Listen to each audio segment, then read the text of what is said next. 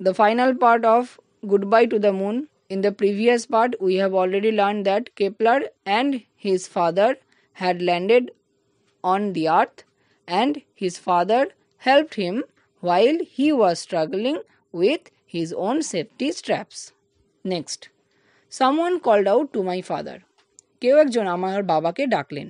Governor, the press and TV are waiting for you.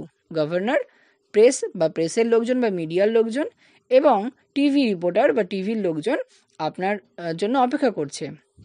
O sure, হ্যাঁ নিশ্চয়ই। I will come right away, আমি এক্ষুনি যাচ্ছি। I watched him leave down the hall, আমি দেখলাম সে ওই এল হচ্ছে দেখবে ওই ট্রেন বা বাসে দুপাশের সিটের মাঝখানে যে প্যাসেজ বা ফাঁকা জায়গাটা থাকে যেখানেও দেখবে মানে যাতায়াতের জন্য সেই যে ফাঁকা জায়গা সেটাকেই বলা হয় এল। তাহলে সেই ফাঁকা স্থান দিয়ে বাবা নেমে গেলেন, সে সেটা দেখলো। ইমিডিয়েটলি সঙ্গে সঙ্গে I swung my legs down to the floor, আমি আমার পা দুলিয়ে সেই ওই যে যান ছিল যে স্পেস স্টেশন বা সেই যে ফেরিটা ছিল তার যে মেঝে তার উপরে রাখলো। আই রিয়েলাইজড, আমি অনুভব করলাম স্ট্যান্ডিং ওয়াজ টাফ, দাঁড়ানো খুবই কঠিন। কেন?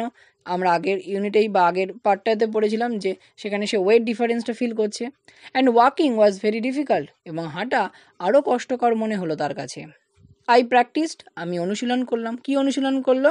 না এই হাঁটা। কীভাবে? দেখো, 1 ফুট একটা পা, দেন দি আদার তারপর আর একটা পা, এইভাবে দিতে দিতে আপ অ্যান্ড ডাউন দি এল, সেই ফাঁকা স্থান বরাবর সে হচ্ছে একবার আগে যাচ্ছে, একবার পেছনে যাতে আগে পিছু করছে, মানে হাঁটার প্র্যাকটিসটা করছে।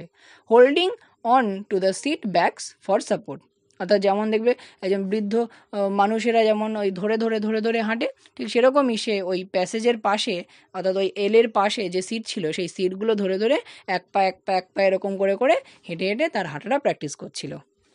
I put on my jacket, তারপর আমি আমার জ্যাকেটটা পরলাম। And walked with difficulty to the exit point, এবং খুব কষ্ট করে আমি বেরোনোর পথ বা বাহির হওয়ার যে পথ আছে সেই বাইরের পথের দিকে বা স্থানে পৌঁছালাম। I saw a crowd of reporters and cameramen surrounding my father. আমি দেখলাম যে একদল রিপোর্টার এবং ক্যামেরাম্যান আমার বাবাকে ঘিরে দাঁড়িয়ে আছে। It was really a new world, হ্যাঁ আমার কাছে এটা একটা সত্যিই নতুন জগৎ বলে মনে হচ্ছে। দেয়ার ওয়াজ আ স্ট্রম অফ ভয়েসেস, এবং বাইরে যেন মানে আওয়াজের ঝড় বয়ে যাচ্ছে। অর্থাৎ দেখবে তোমরা কাউকে কোনো রিপোর্টার জিজ্ঞাসা করলে একদম ঝড়ের গতিতে প্রশ্ন করে যায়, এ প্রশ্ন করে, একবার এই চ্যানেল প্রশ্ন করে, ওই চ্যানেল প্রশ্ন করে, এরকম। তাই বলতে যেন শব্দের ঝড় উঠেছে।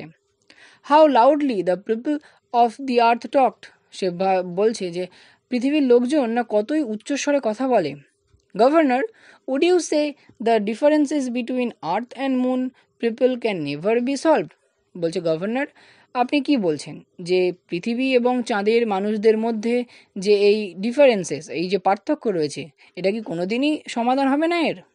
I am convinced, governor reply বলছে, হ্যাঁ আমি এটা বিশ্বাস করি that with a clear understanding of our problems, আমাদের সমস্যা সম্পর্কে যদি আমাদের একটা মানে পরিষ্কার ধারণা থাকে বা বোঝাপড়া থাকে, the differences can be settled in a friendly manner, তাহলে এই যে পার্থক্য বা এই সমস্যা আছে সেই সমস্যাগুলো একটি বন্ধুত্বপূর্ণ উপায়ে সমাধান করা যেতে পারে বা সেটেল করা যেতে পারে।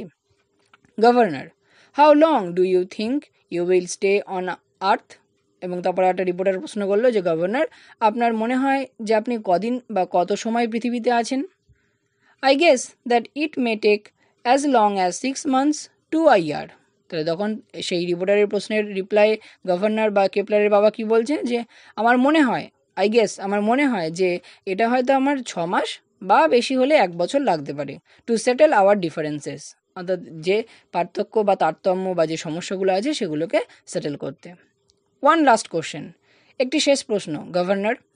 নাও you are back on earth again, আপনি আবার যেহেতু আবার পৃথিবীতে ফিরে এসেছেন, will you tell our listeners, আপনি কি আমাদের শ্রোতাদের বলবেন which is really home to you, কোনটি প্রকৃতপক্ষে আপনার কাছে বাড়ি বলে মনে হয়, আর্থ অর মুন, পৃথিবী নাকি চাঁদ? That's a difficult question to answer. তাহলে গভর্নর এবার তার আনসার দিচ্ছে গিয়ে বলছে এই প্রশ্নের উত্তর দেওয়া খুবই কঠিন।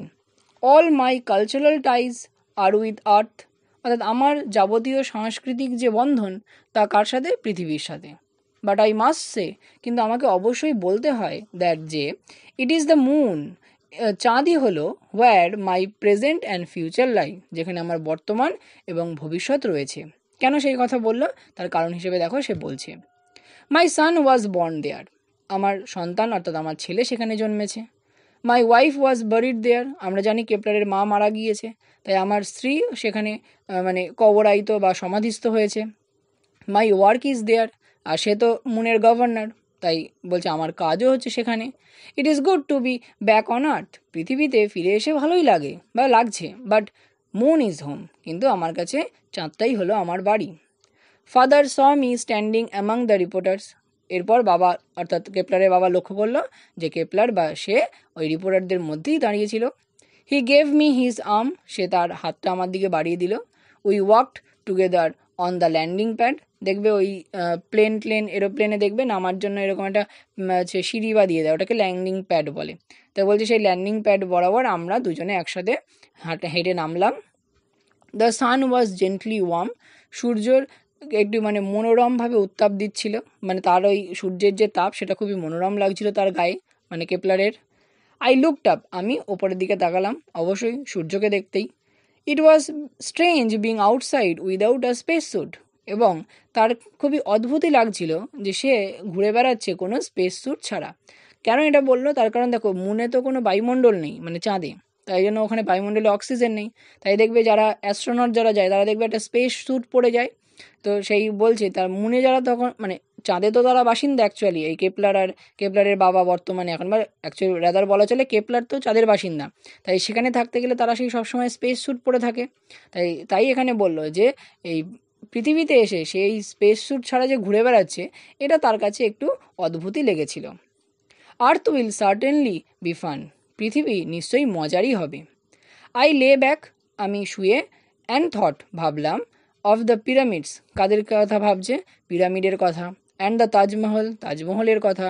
অ্যান্ড দ্য মিস্টিরিয়াস জঙ্গল বিল্ডিংস অফ দ্য ইনকাজ, এবং সেই ইনকাদের জঙ্গলের সেই রহস্যময় যে ঘরবাড়ি তার কথা। Would 6 months be time enough to see it all, এবং তারপর সে বলছে যে 6 মাস কি যথেষ্ট সময় হবে, বা 6 মাসের সময়টা কি যথেষ্ট হবে এই সব দেখার জন্য?